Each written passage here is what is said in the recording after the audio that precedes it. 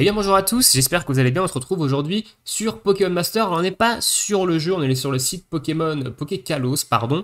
Je vous mettrai le lien en description de ce site si vous voulez aller faire un tour. Il est très intéressant si vous voulez voir un petit peu la fiche des duos et notamment des duos qui vont sortir pour le mois actuel. Et dans cette vidéo, je vais vous donner un peu mon avis sur les duos qui vont sortir durant ce mois de juillet. Alors je rappelle, c'est un avis, alors va peut-être y avoir un soupçon d'analyse, mais très vite fait. Ça va pas être une analyse très poussée des duos. Donc première fois que je fais ce type de vidéo, si ça fonctionne, je pense que je la ferai évidemment tous les mois, parce que c'est une vidéo qui sortira sûrement une fois par mois. Et si vous voulez des analyses beaucoup plus poussées avec des propositions de plateaux, duogèmes, etc., je vous mettrai dans la description le lien vers une chaîne YouTube d'un Français qui fait, lui, des analyses un peu plus poussées sur chaque duo et ça peut peut-être vous aider à savoir si le duo est vraiment intéressant ou pas si jamais vous vous posez la question.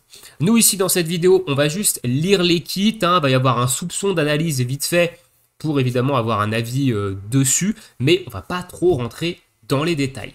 Alors ici on a la liste des duos qui vont sortir prochainement, qui ne sont pas encore en jeu, mais nous on va commencer par les deux duos qui sont déjà sortis, à savoir les duos saisonniers Tatia et Lévi, et on finira évidemment par ces quatre duos là. Alors on commence direct avec Tatia, saison 2023 et Bamboiselle. Donc c'est un attaquant physique 5 étoiles de type vol. Ok, pourquoi pas. Au niveau de ses stats, d'accord, il est 51e sur 417 sur l'attaque, sachant que c'est un attaquant physique. Ok, bon, il est dans le top 60, c'est pas non plus extraordinaire. Au niveau de son kit, on va avoir Giga Impact qui tape en physique et qui tape plutôt fort, 267, c'est assez fort. On a une précision de 90 et ça coûte 4, c'est sur un seul ennemi. Mur de fer, augmentation de la défense de 2 rangs. Ok, abri, applique l'effet prochaine garde du lanceur. Donc ça, je trouve ça intéressant d'avoir des moves défensifs sur un attaquant. Ça le rend un peu moins dépendant d'un support. Donc là, on va avoir une prochaine garde. Ok, je trouve ça... ok, c'est intéressant. Il peut se prémunir d'un dégât ou d'un dégât de zone. Donc ça reste plutôt ok. Et son move dresseur, ça va augmenter sa précision de 1 rang. Donc ça va pallier au manque de précision de Giga Impact. Normalement, 1, c'est équivaut à 10 de précis. Donc on passe sur du 100 de précis. Vous ne devrez pas rater votre Giga Impact. Augmente le taux de critique du lanceur de 3. Ça, c'est très bien pour un attaquant physique. J'aime bien quand on se met plus 3 en critique sur un seul move dresseur. C'est un setup assez rapide. Et quand la défense du lanceur a été augmentée, augmente également son attaque de la même proportion. Donc ça, par contre, moyennement fan. Parce que il faut que vous ayez au moins plus 6 en défense physique pour balancer ce move dresseur. Donc ça retarde un petit peu l'efficacité de l'attaquant. Ok, ça demande de le jouer avec un support qui booste l'attaque physique. On en a quand même pas mal maintenant des supports qui boostent l'attaque physique et notamment qui boostent l'attaque physique de plusieurs rangs d'un coup. Donc pourquoi pas, ok. On peut le jouer avec un Lucario par exemple, un Cynthia Ultime et Lucario qui va booster la défense physique directement à plus 6.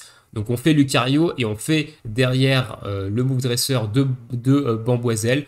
Ça permet d'avoir le plus 1 de précis, plus 3 en critique et plus 6 direct en attaque physique. Donc ok, donc il y a des solutions, mais c'est vrai que bon, ça demande d'être accompagné de support, ou alors il peut le faire tout seul avec mur de fer, mais ça demande de faire du mur de fer avant de faire le move dresseur, et du coup c'est un peu plus long à setup.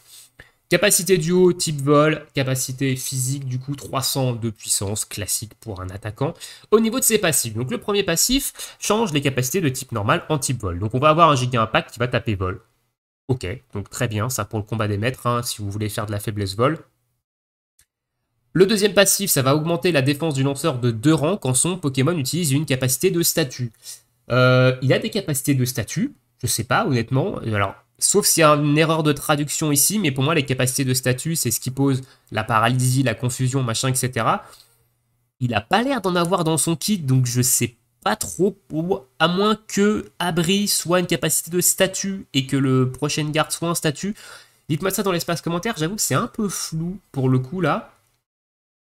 Et son troisième passif applique l'effet conso 0 assuré au lanceur quand son Pokémon utilise une capacité de statut, même chose. Ok, donc à voir. Ici, j'avoue que j'ai un petit doute. Globalement, bon, ça va être un bon attaquant physique vol. Il va très certainement frapper très fort en mono-cible avec Giga Impact. Je n'irai pas l'invoquer. C'est du saisonnier 7% de taux de drop. Hein, et on a l'anniversaire dans moins de 2 mois. Donc en tant que free-to-play, moi, j'irai pas l'invoquer. Je conseillerais pas vraiment d'aller pull dessus si vous êtes free-to-play également. Maintenant, si Tatia, c'est votre duo de cœur, etc., à chaque fois, c'est la même rengaine. C'est vous qui gérez vos diamants. Moi, je donne juste des conseils parmi tant d'autres. Mais globalement, ça va frapper fort. Mais je pense pas que ce soit du must-have. Passons maintenant à sa sœur. Je pense que Lévi, ça va être sa sœur jumelle. Je sais pas, je connais pas trop, je connais pas l'or là pour le coup. Donc, je vais éviter de dire une grosse bêtise. Lévi, saison 2023, et Jirachi. Donc tacticien 5 étoiles, ok, de type acier, faiblesse sol. Au niveau de ses stats, il a plus d'attaque physique que Bamboiselle, qu'on vient juste de voir avant. Hein, et Bamboiselle, c'est un attaquant. Ici, on est sur un tacticien. Pourquoi pas.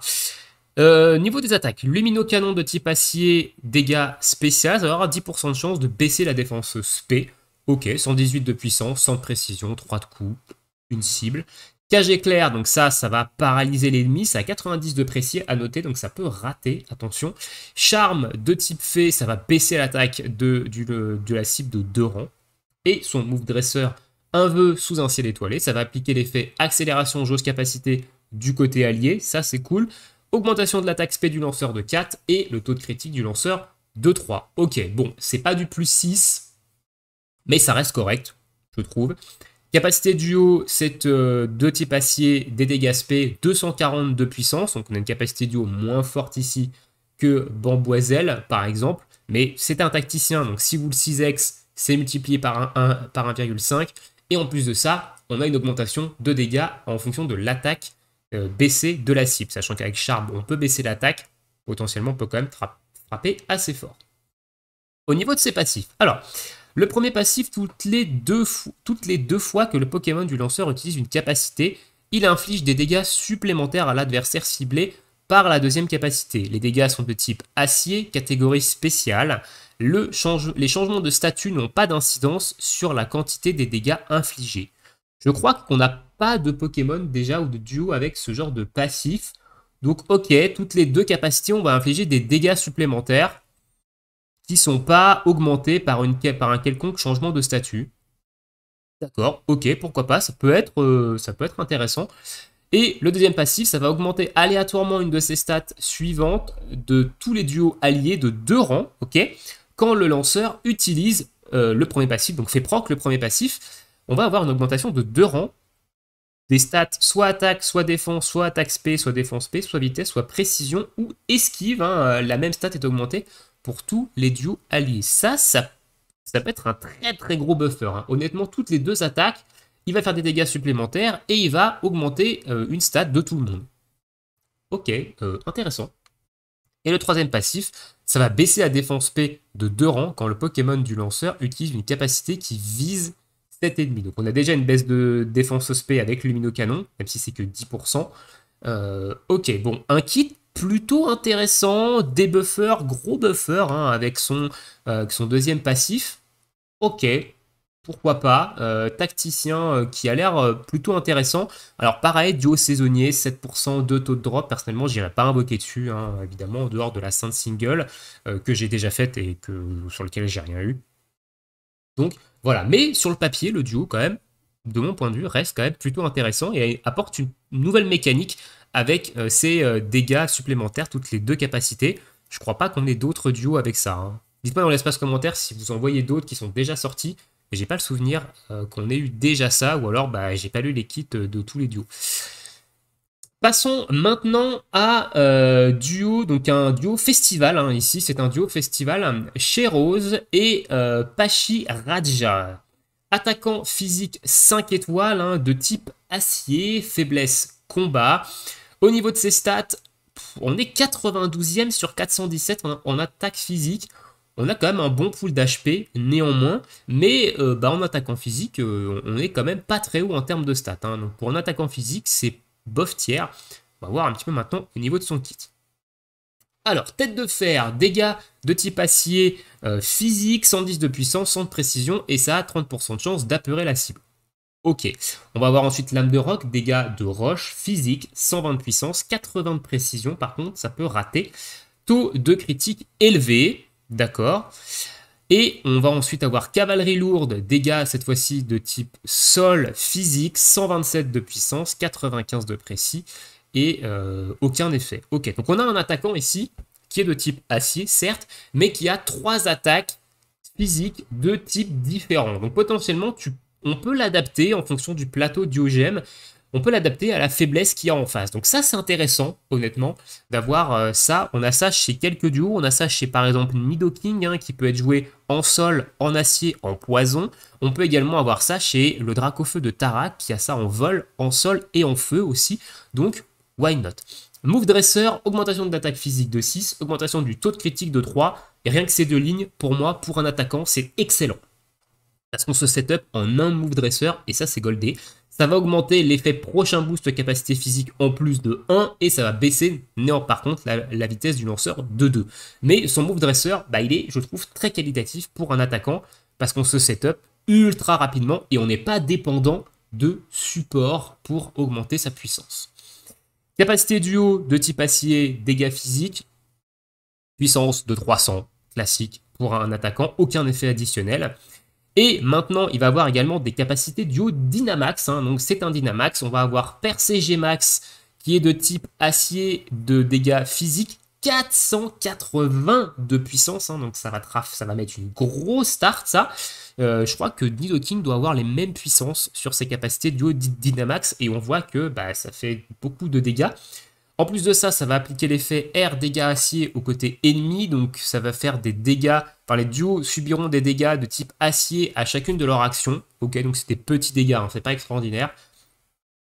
Ensuite, Lithomax de type roche, dégâts physiques, pareil, 480 de puissance, ça va provoquer tempête de sable, hein, donc intéressant également, si vous êtes sur un build autour de lame de roc, bah, balancer une petite Lithomax en début, ça va booster vos dégâts de roche, donc c'est cool. Et ensuite, une troisième capacité Dynamax, Sismomax, dégâts de type sol, en physique, 480 de puissance également, et ça va augmenter cette fois-ci la DevSP de tous les duos de 2 rangs. Donc on a quand même des capacités duo Dynamax qui mettent de belles cartouches, hein, 480, sachant qu'on a déjà un setup à plus 6 en attaque physique et à plus 3 en crit, ça va mettre de belles torgnoles, hein, donc c'est du mono-cible, hein, tout ça. Au niveau de ses talents, maintenant, donc de ses passifs. Donc, premier passif, action, capacité, duo, Dynamax, diffusion. Quand le Pokémon du lanceur utilise avec succès une capacité qui le cible lui ou un allié, la cible devient tous les duos alliés. Quand le Pokémon du lanceur utilise avec succès une capacité qui cible un adversaire, la cible devient tous les duos ennemis. Quand la capacité duo Dynamax du lanceur attaque un ennemi, la cible devient tous les duos ennemis. La puissance et les chances d'appliquer les effets supplémentaires des capacités et capacités duo Dynamax concernées par le talent passif ne sont pas baissées, même s'il y a plusieurs cibles. Pardon? Alors là, c'est giga broken ce passif, parce que ça veut dire que votre capacité duo Dynamax, qui fait du 480 de puissance dans la tronche de un seul ennemi, grâce à ce passif, c'est du multi-hit. Et en gros, le duo, il va taper que en multi-cible, hein, donc 480 de puissance dans la tronche de tout le monde. Derrière, il a des capacités qui font quand même pas mal de dégâts de base. D'accord. Ok. C'est pété. C'est pété du fion. En vrai, enfin, il est violent. Hein. Honnêtement, il pourrait avoir que ce premier passif. Le duo serait broken de chez Broken. Et pour moi, il est broken sur le papier. Parce que ce passif, c'est trop fort. 480 de puissance dans la tronche de tout le monde. C'est pété, quoi. Donc, augmente. Ensuite, on va passer au deuxième passif. Hein. Augmente de 1 le nombre de segments de jauge capacité requis pour utiliser des capacités offensives et renforce les capacités.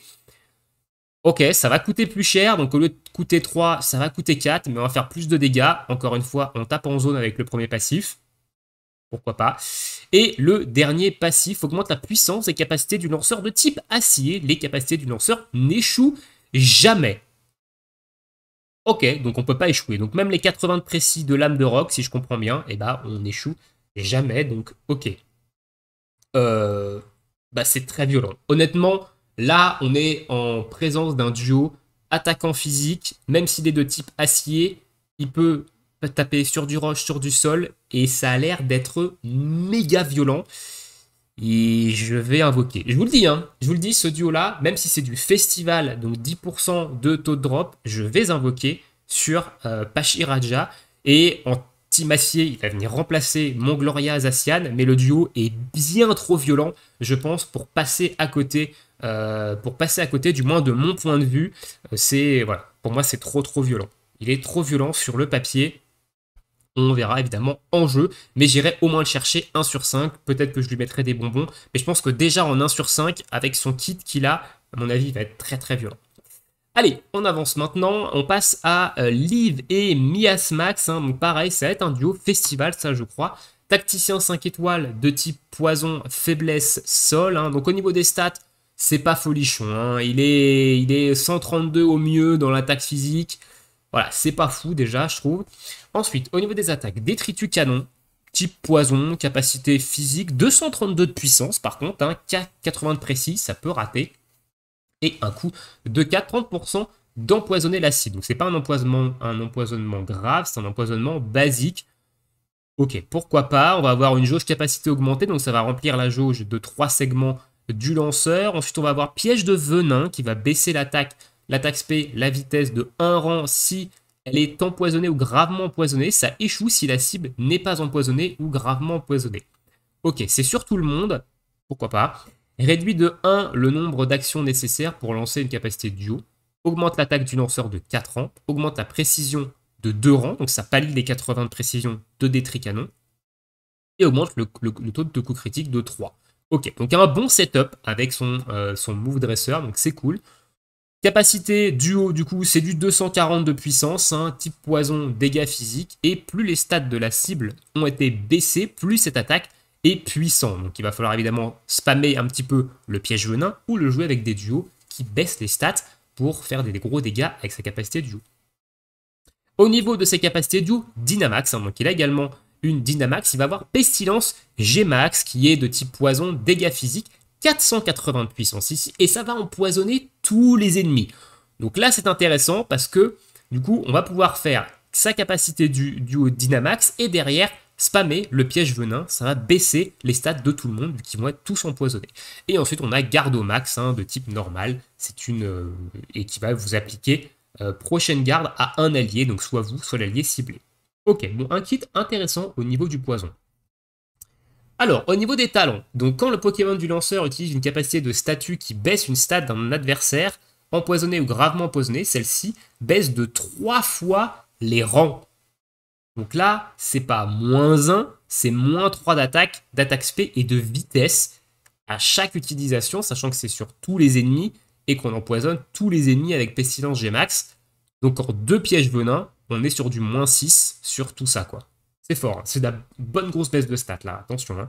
Ensuite, baisse la résilience poison de tous les duos ennemis de 1 rang quand le lanceur utilise avec succès une capacité de duo Dynamax qui vise un ennemi. Donc votre Pestilence G-Max, elle va en plus de ça baisser la résilience poison. La baisse de résilience, c'est une mécanique qui commence à arriver un petit peu plus dans le jeu. Ça augmente tout simplement les dégâts de du type de la résilience que vous avez baissé. Et le dernier passif, lorsqu'un allié empoisonne un ennemi, celui-ci est gravement empoisonné, sauf dans certains cas. Alors on parle d'allié, est-ce que lui-même est compté comme un allié ou pas, et du coup ça transforme l'empoisonnement en empoisonnement grave? À voir, à voir, à voir, à voir. Honnêtement, ça, je pense qu'il faudra attendre les tests, parce que je ne sais pas si ça le compte ou pas. J'ai un petit doute là-dessus. Mais bon kit, honnêtement, bon gros kit poison. Il va sûrement taper fort. Hein. Franchement, c'est un duo qui risque de taper fort. Si en plus vous avez Mandrillon qui pose la zone poison, il y a moyen que ça tape plutôt fort. Maintenant, moi, j'ai Millie et Nostanfer en termes de duo poison, donc j'irai pas chercher Miasmask hein, ici, mais ça peut être une bonne option si vous avez une team poison un peu light. Honnêtement, le duo, sur le papier, il peut être assez violent également. Mais attention, c'est un duo festival. Hein. Donc 10% de taux de drop. Et je rappelle encore une fois, l'anniversaire dans moins de 2 mois. Donc si vous n'avez pas de stock, c'est peut-être le moment. Passons maintenant au duo scout, donc Kiawe et Arcana, hein, donc les deux duos scouts qu'on va avoir durant ce mois de juillet, enfin l'un des deux du moins. C'est un tacticien 5 étoiles, de type évidemment feu, faiblesse roche. Au niveau de ses stats, c'est pas fou, hein, on est quand même sur du 65 en attaque spéciale, pourquoi pas, mais ça n'a pas l'air non plus fou dingue. Au niveau de ses attaques, on va avoir Flamèche de type feu de catégorie spéciale, ça tape en puissance de 20, donc ça tape pas très très fort, ça a 10% de chance de brûler la cible. Ok, on va avoir Feu Follet de type feu qui lui va brûler à 100%, attention 90 de précis, ça peut rater quand même, mais si vous touchez, vous allez normalement brûler la cible. Danse Flamme qui lui va ligoter la cible, donc c'est type feu, cap dégâts spé, mais pareil, petit dégâts spé. Move Dresser, augmentation de l'attaque spé de 4, augmentation de la précis et du taux de critique de 2. Donc on n'est pas sur du max dans les augmentations, mais c'est correct, ça peut venir se combler avec un support. Pourquoi pas. Capacité duo 240 de puissance, type feu, dégâts spé. Augmente la puissance de l'attaque quand la cible est brûlée. Ok, bon, ça tombe bien, on va facilement brûler la cible avec Feu Follet. Au niveau de ses capacités, de ses talents passifs, pardon. Quand le Pokémon du lanceur utilise avec succès une capacité qui le cible lui-même ou un allié, la cible devient tous les duos alliés. Ok, très bien. Alors, je crois que ça marche pas sur les Move Dressers, hein, parce que les Move Dressers, on ne cible pas. Voilà, c'est automatiquement sur soi-même, il n'y a pas de ciblage. Les capacités qui ciblent un allié, c'est par exemple les potions. Si vous voulez un exemple. On avait déjà eu un petit peu la réflexion de ça avec d'autres duos qui avaient cette action diffusion. Et voilà, si la capacité, le move dresser n'est pas ciblable, que vous ne pouvez pas sélectionner le dresseur sur qui vous le lancez, ça ne fonctionne pas avec ce talent. Quand le Pokémon du lanceur utilise une capacité qui cible un adversaire, la cible devient tous les duos ennemis, les puissances et les chances d'appliquer les effets supplémentaires des capacités concernées par ce talent passif ne sont pas réduites, même s'il y a plusieurs ennemis. Donc ça, c'est intéressant. On est sur un scout, hein, je rappelle, 7% de taux de drop et un duo qu'on pourra drop derrière dans tous les portails, Festival, Master Festival, etc. Ici, ça veut dire que si on balance Feu Follet, on brûle tout le monde. On va brûler tout le monde, ça va toucher tout le monde. Dans ce flamme, on va ligoter également tout le monde. Hein. Donc brûler et ligotage, on peut les cumuler. Hein. C'est deux altérations de statut différentes. On peut les mettre ensemble, je crois. Je crois qu'on peut les mettre ensemble. Hein. Et du coup, ça veut dire que vous allez taper tout le monde et que la flamèche derrière, elle va taper tout le monde en plus. Pourquoi pas? Un brûlage, un ligotage de zone, intéressant en type feu, honnêtement. Ensuite, on va baisser l'attaque spé de la cible de 1 rang quand le lanceur utilise avec succès une capacité offensive contre un ennemi brûlé. Ok, donc ça veut dire que notre flamèche, eh ben, elle va baisser de 1 rang l'attaque spé de tout le monde, vu qu'on va normalement brûler tout le monde. Et ensuite, ça va baisser la défense spé de la cible de 1 rang quand le lanceur utilise une capacité, avec succès une capacité offensive contre les cibles qui sont ligotées. Ça tombe bien, on ligote tout le monde. Donc on fait le move dresser, Feu Follet, danse flamme, et derrière, on spam flamèche et on baisse l'attaque spé, la défense spé. C'est un bon tacticien de type feu pour venir augmenter les dégâts d'un attaquant spécial, par exemple. Hein, donc ça peut être cool.